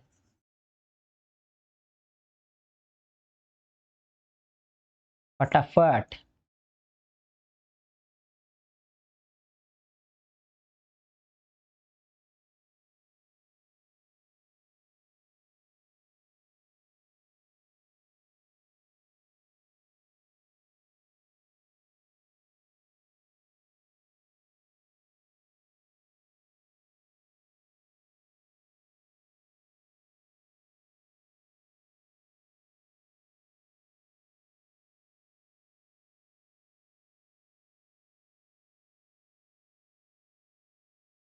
तो चलिए दोस्तों, इमोशनल इंटेलिजेंस चैप्टर को समराइज करते हैं। इमोशनल इंटेलिजेंस जो है, ये शब्द को दिया गया था मायर और सेल्वे के द्वारा 1990 में, ठीक है? इसके बाद इमोशनल इंटेलिजेंस का दो बहुत ही यूजफुल डेफिनेशन है जो आपको एग्जाम में लिखना चाहिए। एक डेफिनेशन दिया गया है मायर और सेल्वे के द्वारा और दूसरा दिया गया है डैनियल गोलमैन के द्वारा। तो सबसे पहली बार मायर और सेल्वे ने ही ये इमोशनल इंटेलिजेंस का शब्द को दिया था और इन्होंने ये एक डेफिनेशन भी दिया। तो मायर और सेलेवे इसको आप किस तरह से याद कर सकते हैं? तो सालों से माँ ही है जो कि इमोशनली इंटेलिजेंस सिखाती है और खुद भी होती है। तो मायोर और सेलेवे, सालों से माँ यानी कि सैलोवे एंड मायर, सैलोवे एंड मायर यही दोनों दिए हैं इमोशनल इंटेलिजेंस का शब्द को। ठीक है, इन्होंने एक डेफिनेशन भी दिया, जिस डेफिनेशन में इन्होंने कहा कि one's capacity to perceive, process and regulate emotional information accurately and effectively both within oneself and in others, and to use this information to guide one's thinking and action and to influence those of others। ठीक है, फिर Daniel Goleman एक information दिए, एक definition दिए। तो Daniel Goleman का definition आप याद करिएगा, तो आप ये याद रखिएगा कि दानियल वो दान करते थे ना, इसीलिए वो इमोशनल इंटेलिजेंस का डेफिनेशन दिए, जिनमें उन्होंने कहा कि इमोशनल इंटेलिजेंस और कुछ नहीं होता है, एक आदमी का एबिलिटी होता है कि वो अपने फीलिंग्स को मैनेज करे और दूसरे का फीलिंग्स को भी मैनेज करे और दूसरे का फीलिंग्स को समझे। तो डैनियल गोल्डमैन कहते थे कि emotional intelligence is a person's ability to manage their feelings so that those feelings are expressed appropriately and effectively. Daniel Goleman के हिसाब से emotional intelligence is the largest single predictor of success in workplace. मतलब कि workplace में अगर success लेना है तो सबसे बड़ा प्रेडिक्टर है ईआई, इमोशनल इंटेलिजेंस। फिर डैनियल गोल्डमैन ही थे जो कि 5 कंपोनेंट दिए इमोशनल इंटेलिजेंस का। ये 5 कंपोनेंट क्या-क्या था? सेल्फ अवेयरनेस, अपने बारे में अवेयर हो जाइए। सेल्फ रेगुलेशन, जब आप अपने बारे में अवेयर हो गए कि आपको क्या इमोशन है, क्या रेगुलेशन है, तो उसको आप रेगुलेट भी कर पा रहे हैं। फिर तीसरा था इंटरनल मोटिवेशन, जब आप खुद के बारे में अवेयर हो गए, खुद का इमोशन को हैंडल करने लगे, रेगुलेशन भी आप कर लिए, तो फिर आप इंटरनली मोटिवेट होकर के काम करिए, ना कि बाहरी मोटिवेटेड रहिए। आप इंटरनल मोटिवेटेड रहिए। फिर एम्पैथी रखिए, आप जिसके साथ भी काम करते हैं उसके साथ एम्पैथी रखिए और सोशल स्किल आप मेंटेन रखिए, जैसे कि आप नेटवर्किंग स्किल लेकर के आए हैं, लोगों से आप अच्छा रिलेशनशिप मेंटेन कर रहे हैं, लोगों को खुश कर रहे हैं, लोगों से काम करवा रहे हैं। ठीक है, तो 5 कंपोनेंट क्या है? सेल्फ अवेयरनेस, अपना इमोशन, अपना मूड को समझे। फिर सेल्फ रेगुलेशन, अपना मूड और अपना इमोशन को समझ लिया ना, अब कंट्रोल कर लीजिए, रेगुलेट कर दीजिए और पैनिक मत करिए कहीं पर भी। तीसरा इंटरनल मोटिवेशन, आप जब काम कर रहे हैं तो इंटरनल मोटिवेशन के साथ काम करिए, एक्सटर्नल मोटिवेशन से आप डिस्ट्रैक्ट मत होइए। फिर एम्पैथी के साथ काम करिए, तभी आपका टीम मेंबर अच्छे से काम कर पाएगा। फिर सोशल स्किल रखिए, अच्छा रिलेशनशिप मेंटेन करिए। ठीक है, क्या क्या फायदा होता है इमोशनल इंटेलिजेंस का? हैप्पीनेस बढ़ता है, कॉन्फ्लिक्ट कम होता है, अच्छा रिलेशनशिप बढ़ता है, कम्युनिकेशन अच्छा होता है, दूसरों से आप रिस्पेक्ट पाते हैं, आपका आपका ऑर्गेनाइजेशन में जो चेंज है उसको आप अच्छे से मैनेज कर पाते हैं, अच्छा डिसीजन ले पाते हैं, पैनिक नहीं करते हैं। ठीक है, फिर इमोशनल इंटेलिजेंस का क्या क्या लेवल है?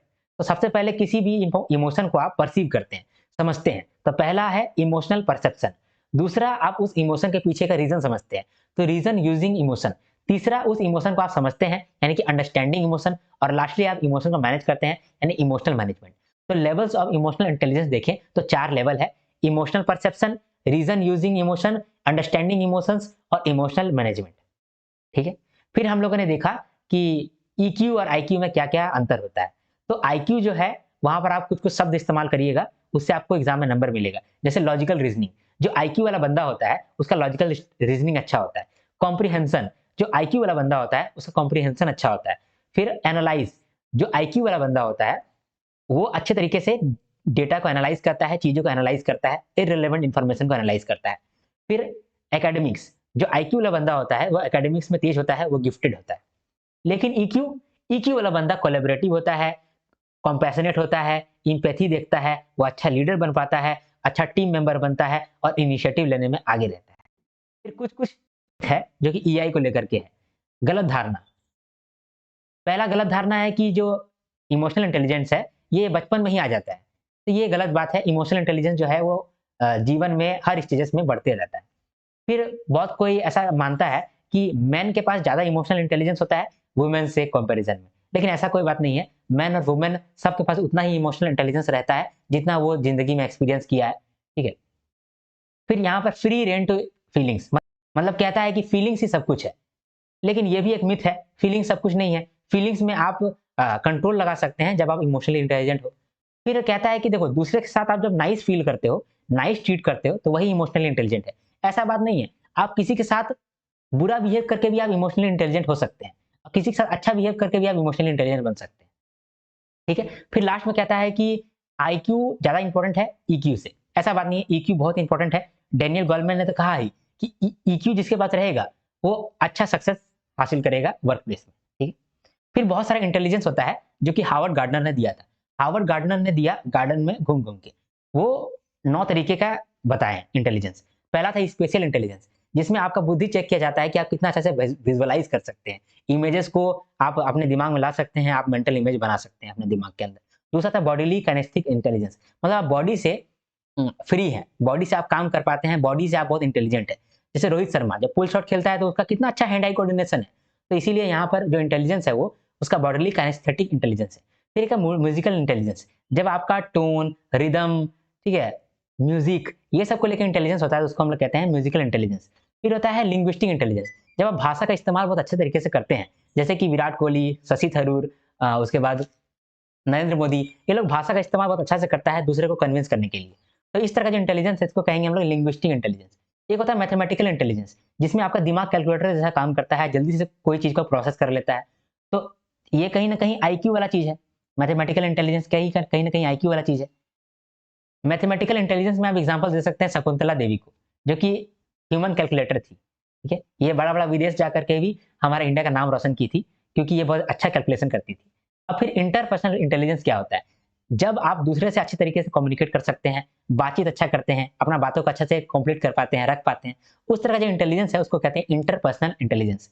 एक लीडर के पास ये इंटेलिजेंस रहता है, एग्जाम्पल महात्मा गांधी।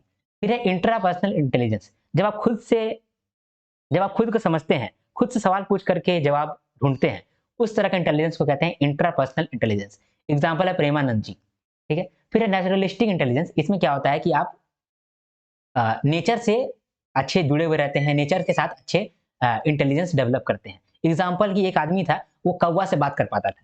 एक आदमी था जो कि बिल्ली को समझ पाता था कि बिल्ली का क्या प्रॉब्लम है। हाँ, वो मतलब कि एनिमल से बात कर सकता था।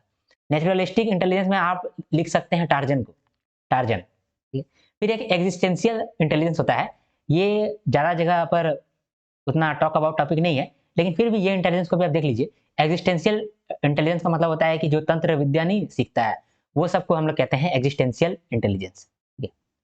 उसके बाद हम लोग देखें इमोशन और फीलिंग के बारे में। इमोशन का मतलब होता है फिजिकल स्टेट, लेकिन फीलिंग जो होता है वो मेंटल एसोसिएशन होता है। जब इंडिया वर्ल्ड कप जीता, आपको गूज़बम्प आ गया, ये जो गूज़बम्प आया ये था इमोशन, लेकिन उसके बाद में दिन भर आप पूरा खुश है, तो ये हो गया आपका फीलिंग। मतलब पहले इमोशन आता है, बाद में फीलिंग आता है, समझे। पहले इमोशन आ गया, बाद में फीलिंग आता है। इमोशन आता है तुरंत चला जाता है, लेकिन फीलिंग थोड़ा देर तक रहता है, समझे। इमोशन का एग्जांपल जैसे कि आप भूख लग गया है, प्यास लग गया है, थक गए हैं, ठीक है, पसीना आ रहा है, ये सब है इमोशन। फीलिंग्स मतलब कि इंडिया जीत गया है, वाह, फीलिंग आ रहा है, आपको किसी में प्यार आ रहा है, दिमाग में आप लड़की घूम रही है, लड़का घूम रहा है, प्यार आ रहा है, ये हो गया फीलिंग्स, ठीक है। फिर हम लोग देखें मूड वर्सेस इमोशन। देखिए, मूड किसी वजह से नहीं होता है, लेकिन इमोशन किसी वजह से होता है। इंडिया वर्ल्ड कप जीता इसलिए आपका इमोशन आ गया गूज़बम्प, ठीक है। आप दिन भर से खाना नहीं खाए थे, इसके वजह से आपको टायर्डनेस हो गया, भूख प्यास लग गया, तो इमोशन किसी रीजन की वजह से आता है, लेकिन मूड किसी रीजन की वजह से नहीं आता है, मूड ऐसे ही आ जाता है। बहुत तरीके का इमोशन होता है, लेकिन मूड मूड दो ही तरीके का होता है, अच्छा या खराब। मूड जो है वो 2-3 दिन तक जा सकता है, लेकिन इमोशन जो है वो तुरंत आता है, तुरंत चला जाता है, ठीक है। जो मूड होता है वो कम इंटेंस होता है, धीरे धीरे करके 2-3 दिन तक रहता है। इमोशन जो होता है वो हाई इंटेंस रहता है, ठीक। इसके बाद फिर हम लोग देखें कि आप इमोशनल इंटेलिजेंस को किस तरह से डेवलप कर सकते हैं। अगर आपको भी अपने अंदर इमोशनल इंटेलिजेंस लाना है तो आप किस तरह से ला सकते हैं।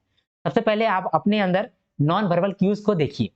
अपना घर को देखिए, आप घर को कितना साफ रखते नहीं रखते, आपका बॉडी लैंग्वेज क्या हो गया है, आपका वॉइस का टोन क्या है, पिच क्या है, वो सब देखिए।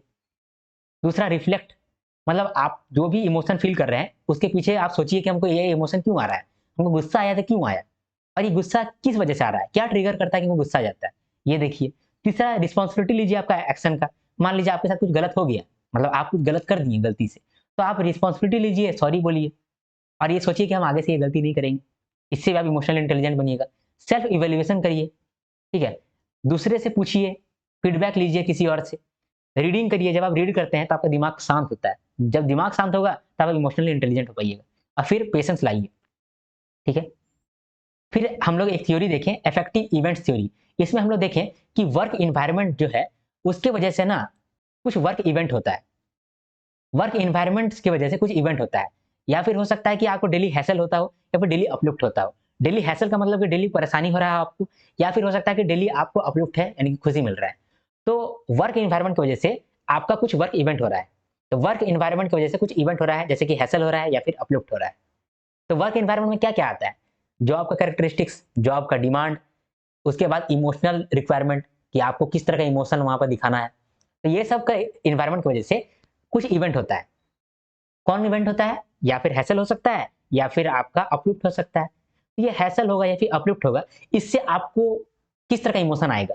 अच्छा इमोशन आएगा कि खराब इमोशन आएगा? अच्छा इमोशन आएगा या खराब इमोशन आएगा, ये डिपेंड करता है आपका पर्सनल प्रीडिस्पोजिशन पे कि आपका पर्सनैलिटी कैसा है, आपका मूड कैसा है। आपका पर्सनैलिटी जिस तरह का होगा, मूड जिस तरह का होगा, उसी हिसाब से आप रिएक्ट करेंगे अपना वर्क इवेंट को लेकर के। उसी तरह से आप रिएक्ट करेंगे अपना डेली हसल को लेकर के, डेली अ, अपलिफ्ट को लेकर के। अगर आपका पर्सनैलिटी खराब है, अच्छा नहीं है, मूड भी खराब है, तो आपका जो डेली हसल है, वो नेगेटिव इमोशन बन जाएगा और डेली अपलिफ्ट जो है, वो भी नेगेटिव इमोशन बन जाएगा। तो जो वर्क इवेंट होता है, यानी कि डेली हसल होता है या फिर डेली आपका अपलिफ्ट होता है, उससे आपका इमोशन पॉजिटिव होगा या नेगेटिव होगा, वो इम्पैक्ट पड़ता है 2 कारणों की वजह से, मूड की वजह से और पर्सनैलिटी की वजह से। और जब आपका इमोशनल रिएक्शन आ गया, पॉजिटिव या नेगेटिव, तो उसकी वजह से आपका जॉब जॉब सैटिस्फैक्शन और जॉब परफॉर्मेंस इफेक्ट पड़ेगा। अगर आप इमोशनली पॉजिटिव फील कर रहे हैं, तो जॉब सैटिस्फैक्शन भी आपको मिलेगा, जॉब परफॉर्मेंस भी आपको बनेगा। अगर आप इमोशनली नेगेटिव फील कर रहे हैं, तो जॉब सैटिस्फाइड भी नहीं रहिएगा और जॉब परफॉर्मेंस भी नहीं होगा। ठीक है? तो इतना कुछ हम लोगों ने देखा और लास्ट में हम लोग देखें कि जो हम लोग इमोशन को मैनेज करते हैं, इस प्रोसेस को कहते हैं इमोशन रेगुलेशन। ठीक है? तो हम लोगों ने सब कुछ कर लिया, रिवाइज़ भी। तो आशा करता हूँ कि आपको मेरा वीडियो अच्छा लगता होगा। अगर अच्छा लगता है तो आप लाइक करें, बिना लाइक करे आप ना जाएँ, ठीक है? आपका एक लाइक मेरे वीडियो पे बहुत बड़ा इम्पैक्ट डाल सकता है, मेरे वीडियो को लार्जर ऑडियंस दे सकता है। तो आप लाइक ज़रूर करें और कमेंट करना ना भूलें, आपका एक कमेंट मेरा पूरा दिन बना देता है। तो आप कमेंट करके जाइए, बिना कमेंट करे नहीं जाइए, ठीक है? आपका एक पॉजिटिव कमेंट मेरा दिल गार्डन गार्डन कर देता है। तो आप लाइक भी करें और कमेंट भी करें। आप मेरे वीडियो को शेयर भी कर सकते हैं और आप मेरे चैनल को सब्सक्राइब करके रखिए, क्योंकि आगे आने वाले कंटेंट में आपको बहुत फ़ायदा मिलेगा। क्योंकि मैं मैनेजमेंट का बहुत सारा फ्री सेशन लेकर के आ रहा हूँ। पूरा सिलेबस को मैं आपको कवर कराने वाला हूँ मैनेजमेंट में। पीआईबी के सेशन लेकर के आऊँगा, जीए मिसलेनियस का सेशन लेकर के आऊँगा। बहुत अच्छा-अच्छा स्ट्रैटेजी वाला वीडियोज़ आ रहा है। तो स्ट्रैटेजी वाला वीडियो सबसे ज़्यादा क्रूशियल है, उसको आप मत छोड़िएगा, क्योंकि उसमें बहुत ज़्यादा मेरा टाइम जाता है और बहुत रिसर्च जाता है। हवा में मैं स्ट्रैटेजी नहीं बनाता हूँ। स्ट्रैटेजी बनाने के लिए मैं बहुत वर्क करता हूँ, उसके बाद स्ट्रैटेजी आता है। तो स्ट्रैटेजी बहुत काम का है, इसको आप इग्नोर मत करिएगा। ज़रूर देखिएगा। स्ट्रैटेजी नाम का प्लेलिस्ट में आप हर स्ट्रैटेजी को देख लीजिए, अगर आपने नहीं देखा है तो। जो भी नोट्स है वो आपको मिलेगा टेलीग्राम चैनल पे। कुमार आर्यन टेलीग्राम नाम का एक चैनल है टेलीग्राम पे, उसको आप जॉइन कर लीजिए और सारा नोट्स को एक्सेस करिए फ्रीली, ठीक है? अगर आपको कोई डाउट होता है या फिर आप मुझसे पर्सनली कनेक्ट करना चाहते हैं, तो इस इंस्टाग्राम आईडी में आप मुझे जाकर के मैसेज कर सकते हैं, डीएम कर सकते हैं। मैं वहाँ पर आपको रिप्लाई दे दूँगा। अदरवाइज़ आप कमेंट करो, वहाँ पर भी आपको रिप्लाई मिल जाएगा, ठीक है? अब बिना किसी देरी के इस वीडियो को मैं विराम देना चाहता हूँ, समाप्त करना चाहता हूँ। जब तक के लिए हम लोग नेक्स्ट वीडियो में नहीं मिलते हैं, तब तक के लिए हर हर महादेव, शंभू शंकर।